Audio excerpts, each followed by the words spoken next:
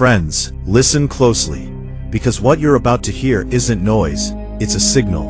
And if you found this moment by accident, it wasn't an accident at all. It was timing, precise and intentional. The kind of timing that only happens when something bigger than coincidence leans in and taps the glass of your attention. And before we go any further, pause right here, breathe, and feel free to subscribe this channel and turn on the notification bell so you don't miss any of our messages. And feel free to like this video if you're ready to grow in faith, and share it with someone who needs encouragement today. Friends, do you know why you were pulled here right now? So understand this: what follows isn't meant to be skimmed, it's meant to be felt, like a low-frequency hum under the surface of your thoughts. Because God didn't whisper this, and He didn't shout it either.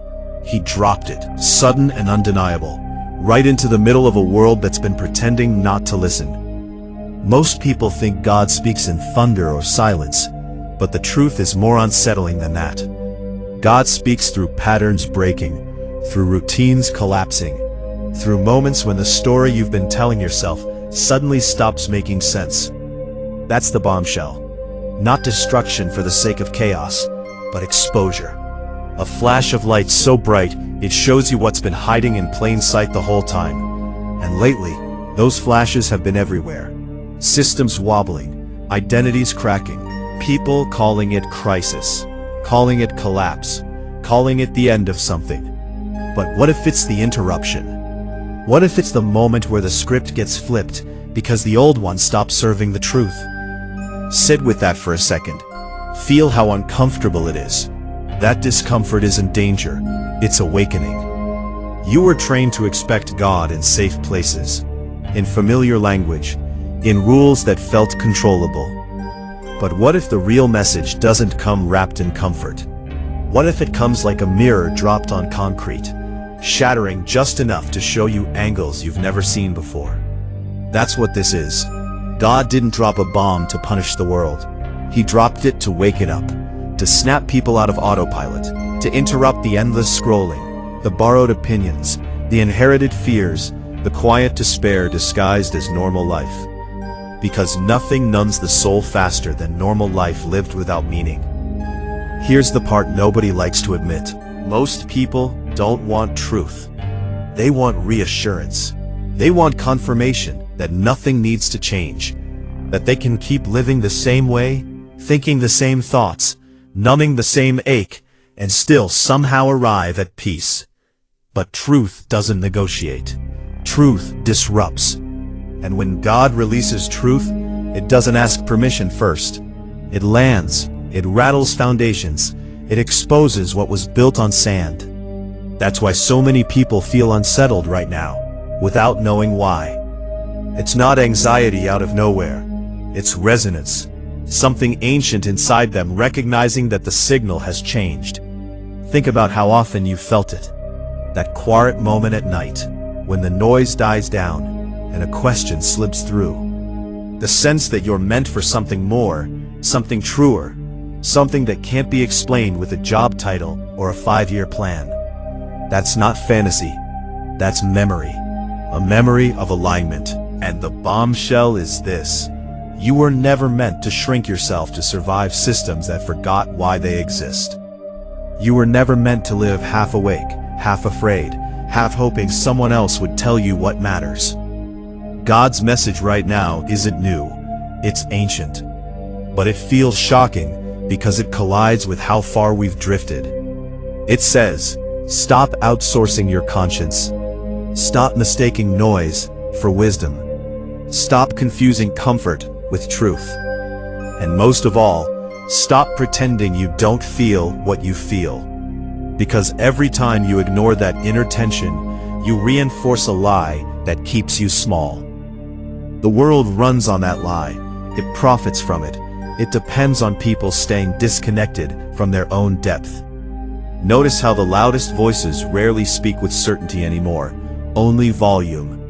Notice how outrage cycles burn hot and die fast, leaving nothing changed except more exhaustion. Notice how everyone's reacting, but almost no one is responding. That's not accidental.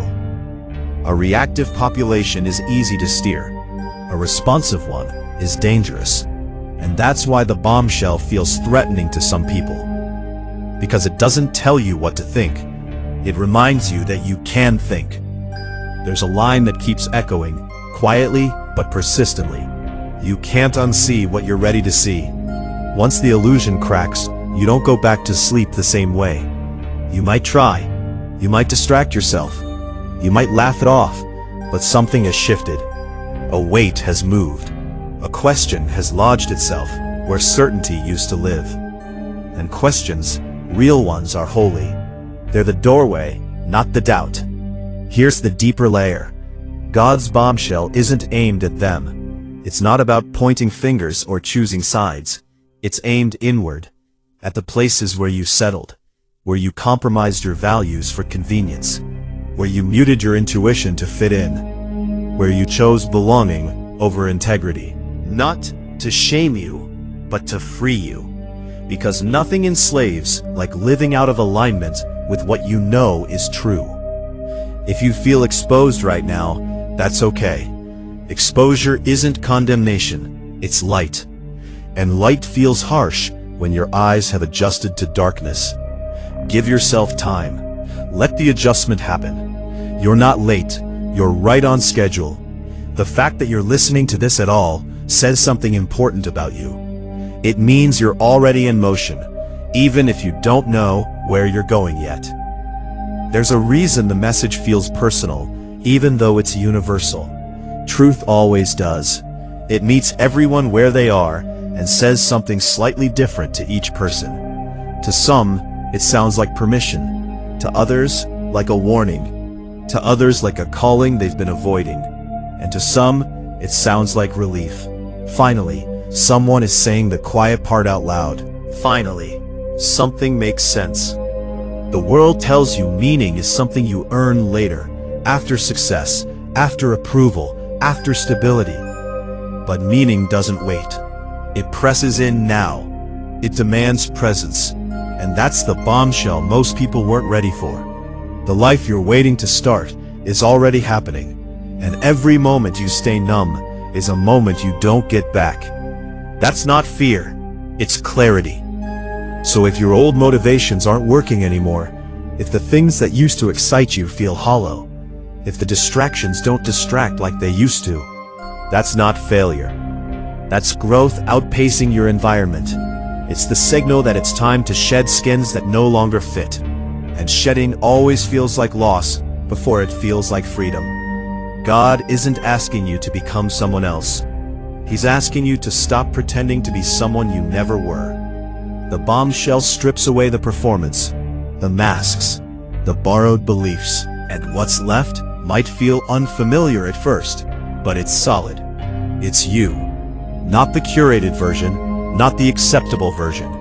The true one. The one that still knows how to listen. And here's where it gets real quiet inside. Because once you recognize the signal, you're responsible for how you respond to it. You can't unknow it. You can't unfeel it. You can only decide whether you'll honor it or drown it out. And that choice, small as it seems, compounds over time into a life that feels either authentic or unbearable. This isn't about perfection, it's about direction. It's about choosing honesty over comfort, depth over distraction, courage over numbness. And no one can make that choice for you. That's why the bombshell doesn't come with instructions carved in stone. It comes with awareness, with a question that won't leave you alone. What are you building your life on? And is it strong enough to hold who you're becoming? Let that question sit with you. Let it echo. Because in the next part, we're gonna go deeper into what happens after the bomb drops. What shifts, what resists, and why the discomfort you feel might be the clearest sign yet that something true is finally breaking through. And once the bomb has landed, once the dust settles just enough for you to realize something irreversible has happened inside you, the first thing you'll notice isn't clarity, it's resistance. Not from the world at first, but from within. A tightening, A voice that says maybe you're overthinking, maybe this feeling will pass, maybe you should just go back to how things were. That voice isn't evil. It's familiar. It's the part of you that learned how to survive by adapting, by staying agreeable, by not rocking the boat. But survival and truth are not the same thing, and God doesn't speak to keep you comfortable. He speaks to make you whole. This is where most people turn back. Not because they don't believe, but because belief is easier than transformation. Transformation costs something. It costs old identities, old habits, old excuses. It costs the version of you that could hide behind confusion and say, "I didn't know." Even if you can't articulate it yet, even if you don't have language for it, something in you has been activated. And activation is inconvenient. It interrupts routines. It questions loyalties. It exposes how much of your life has been lived on autopilot. You may start to feel out of sync with conversations that once felt normal. Jokes that don't land the same. Goals that suddenly feel empty. This is not arrogance. This is attunement. You're hearing a frequency others aren't listening for yet. And that can feel lonely. Not isolated, but separated by awareness.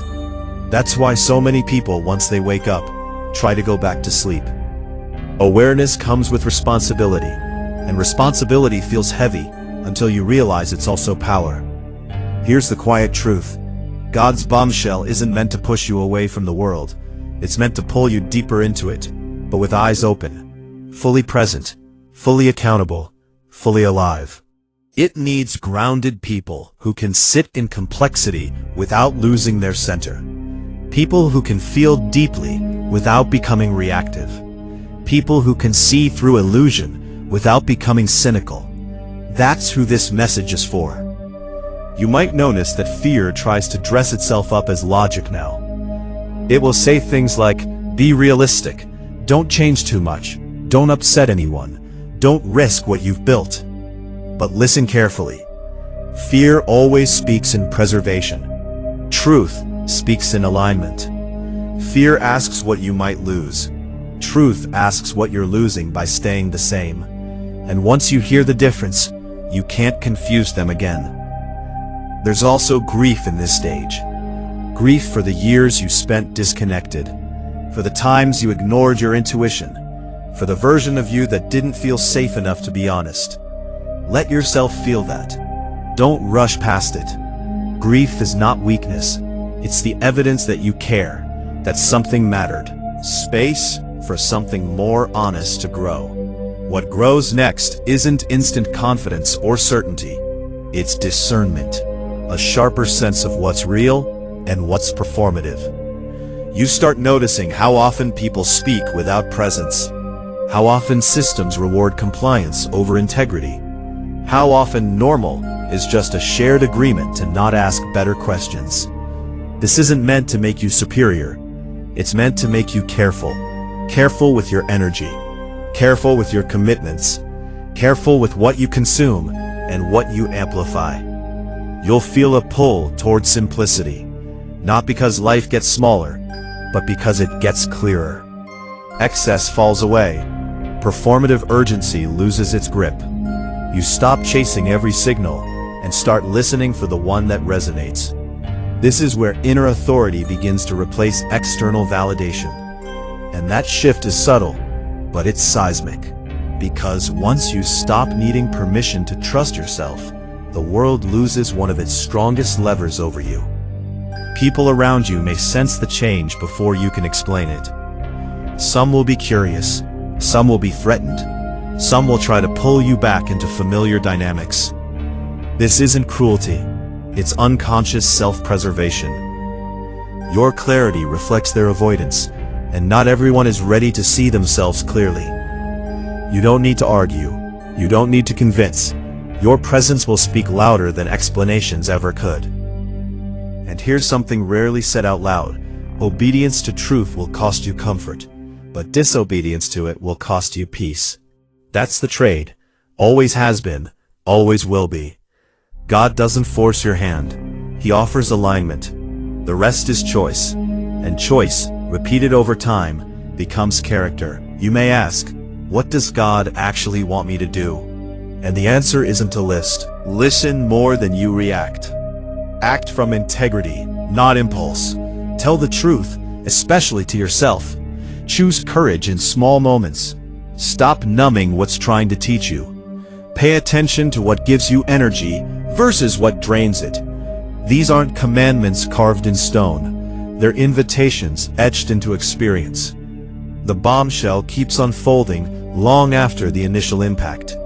It shows up in patterns you can no longer ignore, in doors that close without explanation, in opportunities that appear unexpectedly, in the quiet certainty that some paths are no longer available to you, not because they're forbidden, but because they're beneath the version of you that's emerging. This can feel disorienting until you realize disorientation is often the sign you've left a false center.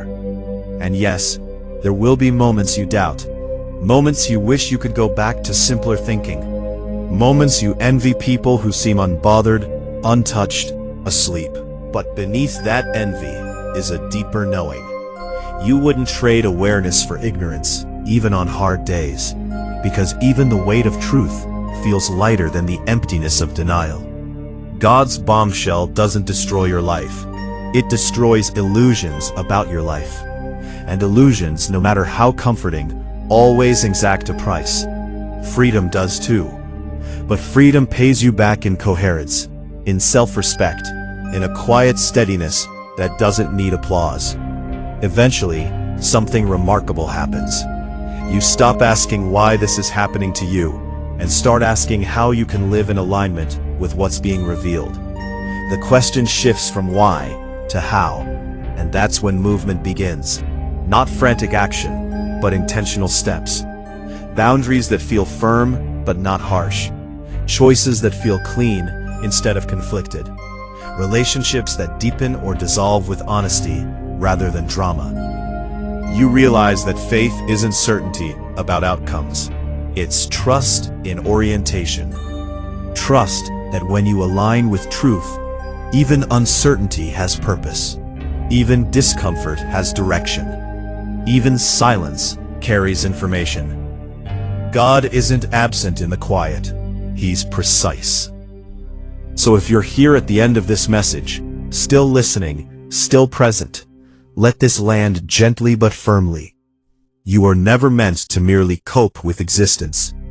You are meant to participate in it consciously, awake, responsible, alive to meaning. The bombshell wasn't an ending. It was a beginning disguised as disruption.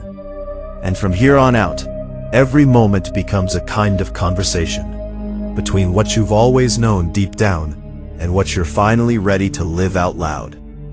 You don't need to rush. You don't need to have it all figured out. You only need to stay honest with the signal you've received.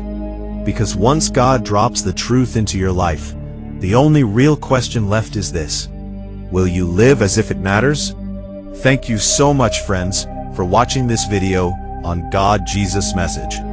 I pray that the teachings of Jesus have touched your heart, given you hope, and inspired you to live in His love today. If you enjoyed this message, please like this video, share it with your friends and family, and don't forget to subscribe to our channel for more Bible teachings, prayers, and inspirational messages. We'd also love to hear from you. Leave a comment below sharing your thoughts, prayers, or what God has been teaching you lately.